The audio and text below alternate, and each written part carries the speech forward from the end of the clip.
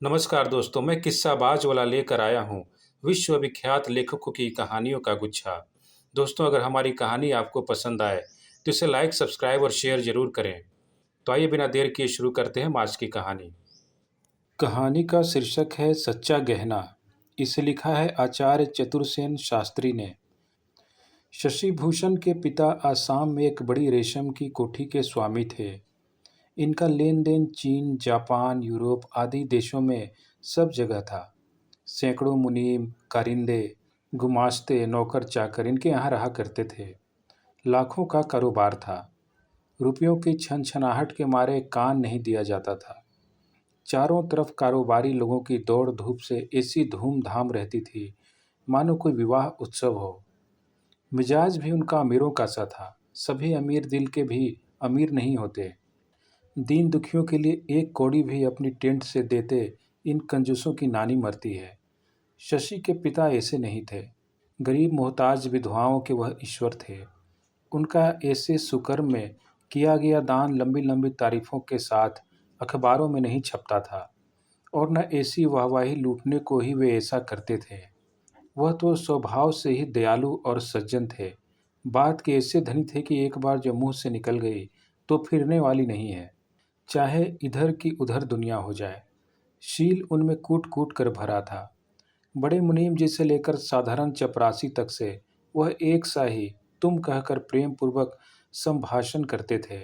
इतने बड़े करोड़पति होने पर भी उनका जीवन सुख, शांति और सादगी में आदर्श था।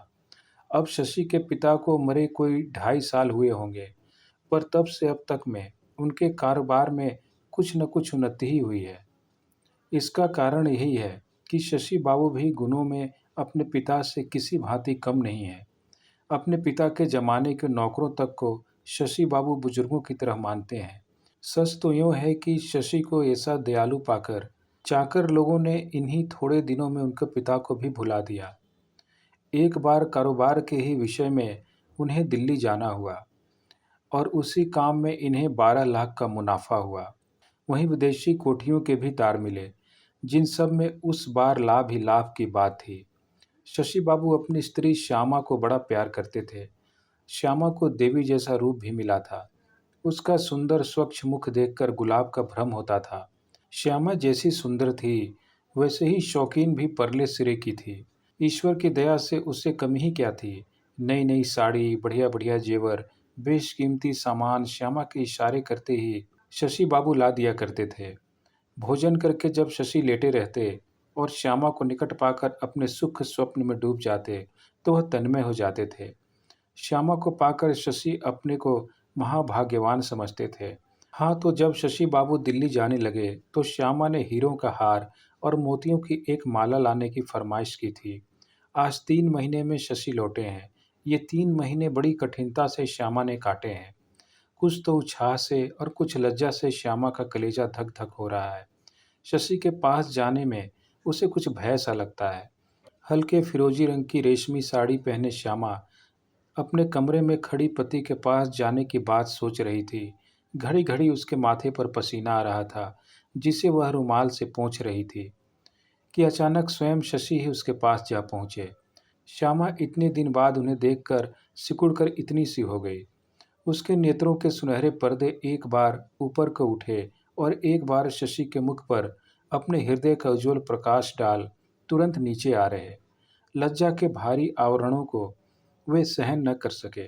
शशि ने श्यामा का हाथ पकड़कर कहा, क्यों श्यामा, क्या हमें पहचाना नहीं? यहाँ तो आओ, कुछ बोलोगी नहीं क्या? श्यामा का मुख लाल हो गया, उसे पसीना आ गया, कुछ कहते न बना। क्या बोलूं? श्यामा यही सोचती रही। शशि ने धीरे धीरे गोद में बैठाकर उसका पसीना पोंछते पोंछते कहा, क्यों श्यामा, यह कैसी नाराजगी है? पति से इस प्रकार दुलार पाकर श्यामा बड़ी सुखी हुई। बारंबार स्वामी के प्रबोध करने पर श्यामा को कुछ बोलने का साहस हुआ और उसका मुख खुला। खुलते ही मुंह से निकल पड़ा, हमारी माला और हार क्यों नहीं लाए? प्यारी की इस अटपटी और सरल वाणी को सुनकर शशि से न रहा गया। उसने अनगिनत बार श्यामा का मुख चूम डाला। लाए हैं सरकार, न लाते तो कहाँ रहते? कहकर हार, माला तथा जवाहरात की अन्य चीजों का डिब्बा सामने रख दिया। माला और हार पाकर श्यामा बड़ी प्रसन्न हुई। सुख और प्रसन्नता से सारी सुध बुध खोकर श्यामा पति की छाती पर झुक गई। उस दिन शशि ने सब दाम भर पाए। ये सब जेवर उसने कोई 3.5 लाख के खरीदे थे।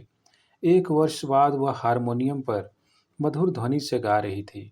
शशि मुग्ध होकर एक चित उस चंद्रमा से बहते अमृत को पी रहे थे। उनकी आंखें उसी चंद्रमुख पर थीं। इससे अधिक सुंदरता हो सकती है या नहीं, शशि यही सोच रहे थे। अचानक उनका सोच एकदम भंग हो गया। सामने से उनके बड़े मुनीम दौड़े हुए आए। उनके मुख की हवाइयां उड़ रही थीं। आते ही उनके मुख से निकला, सर्वनाश, सर्वनाश हो गया। शशि धीरज से बोले, हुआ क्या? बात तो बोलो। मुनीम जी ने एक तार उनके सामने पटक कर कहा, वह हमारे तीनों जहाज जो चीन से आ रहे थे डूब गए और 49.5 लाख पर पानी फिर गया है। शशि के मुख से ही निकला और सूखे वृक्ष की तरह धड़ाम से पलंग पर गिर पड़े। श्यामा यह सब देख कर अवाक रह गई। उसकी गोरी गोरी उंगलियां बाजे के पर्दों पर पड़ी की पड़ी रह गईं। उससे कुछ भी न करते बन पड़ा। अब भी उसकी छाती पर वही हार और माला सुशोभित थी। श्यामा ने एकदम अपने को संभाला, तुरंत पति के पास पहुंची। इससे दुख में सरला श्यामा को मुस्कुराते देखकर शशि को हंसी आ गई। उन्होंने चुपचाप श्यामा को पकड़कर छाती से लगा लिया। उनकी आंखों में 2 बूंद आंसू छलछला आए। श्यामा ने उन्हें ढाढ़स देकर सब हाल चाल जानने को कोठी में भेजा। बाहर आती उन्हें एक तार अपने आड़ती को मिला कि 7.5 लाख का बिल कल 4 बजे तक अवश्य अदा करना होगा। शशि को काठ मार गया। वापस घर आकर चरपाई पर पड़ गए। अचानक इस दुख को शशि सहन न कर सके। उनका हृदय विदीर्ण होने लगा। एकाएक कुछ सोचकर वह उठ खड़े हुए। एक बार श्यामा ने रोकना चाहा, पर वह उन्मत्त की तरह चले ही गए। कुछ सोचकर श्यामा ने एक जौहरी को बुलाया और अपने सारे जेवर 7.5 लाख में बेच डाले। एक छल्ला भी बाकी न छोड़ा और वेश बदलकर स्वयं बैंक में जाकर 7.5 लाख का बिल चुका दिया। तब वह चुपचाप अपने घर आ बैठी। देखा शशि अभी नहीं लौटे हैं। वह अपने मित्रों से सहायता लेने निकले थे, पर कोई तो घर नहीं मिला। मतलब यह कि निराश होकर वह बैंकर के पास गए और कहा, महाशय, कल मैं यह बिल किसी प्रकार अदा नहीं कर सकता। बैंकर ने आश्चर्य से उसकी ओर देखा और कहा, महाशय, एक स्त्री आपका बिल चुका गई है। स्त्री चुका गई है? शशि ने आश्चर्य से उसकी ओर देखकर पूछा। हाँ महाशय, बिल चुक गया है। शशि बाबू बड़े असमंजस में पड़ गए कि किसने ऐसा किया। श्यामा ने? इसी विचार में शशि घर आ रहे थे। द्वार पर पहुंचते पहुंचते मुनीम उनको बुला कोठी में ले गया और एक तार देकर कहा, ईश्वर का धन्यवाद है कि वे जहाज सिर्फ भटक गए थे। एक में कुछ हानि हुई है, पर वह बीमा किया हुआ है। अब वे बम्बई पहुंच गए हैं और बंगाल बैंक के नाम से 10 लाख का चेक है। शशि ने अचकचा कर सब सुना। एक ही दिन में ऐसा परिवर्तन देख शशि पागल से हो गए। धीरे धीरे संभल कर घर आए। श्यामा तब भी धीरे धीरे बाजा बजा रही थी। धीरे धीरे शशि श्यामा के पीछे जा खड़े हुए। उन्होंने श्यामा के मोढ़े पर हाथ रखकर कहा, श्यामा, इधर आओ। एक कोच पर दोनों बैठ गए। शशि ने श्यामा के दोनों हाथ पकड़कर कहा, श्यामा, तुमने चोरी की है? बोलो, सच्ची बात है ना? सरलता से श्यामा हंसकर बोली, तुम्हारी बात कभी झूठी हो सकती है? हमने तुम्हें ही न चुराया है। इसी की सजा देने आए हो? अच्छा, क्या सजा दोगे, कहो। इधर आ पगली, बड़ी व्याख्याता हो गई है। कहकर शशि ने श्यामा को छाती से लगाकर दाब दिया। फिर उसको गोद में लिटाकर उसके बाल सुधारते हुए बोले, अच्छा कहो, क्या सचमुच तुम्ही ने बिल चुकाया है? कहाँ से चुकाया?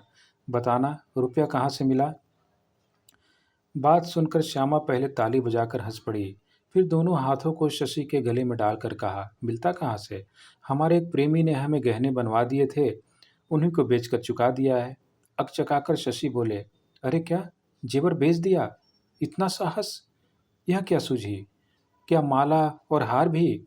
श्यामा, दोनों अंगूठी भी। शशि की आंखों में पानी भर आया। वह उसे छाती से लगाए कुछ देर खड़े रहे। फिर किसे बेचा है पूछकर बाहर आए। सीधे जौहरी के पास गए। उन जवाहरात को देखकर वह खुश हो रहा था। सचमुच बड़ा लाभ का माल था। तभी शशि पहुंच गए।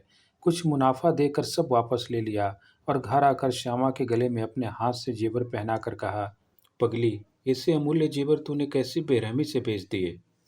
श्यामा ने दोनों हाथ पति के गले में डालकर आंखों में आंखें भरकर कुछ शर्म से अपने सिर को पति की छाती पर टेक कर कहा, प्यारे पति से बढ़कर स्त्री के लिए और कौन सा आभूषण है?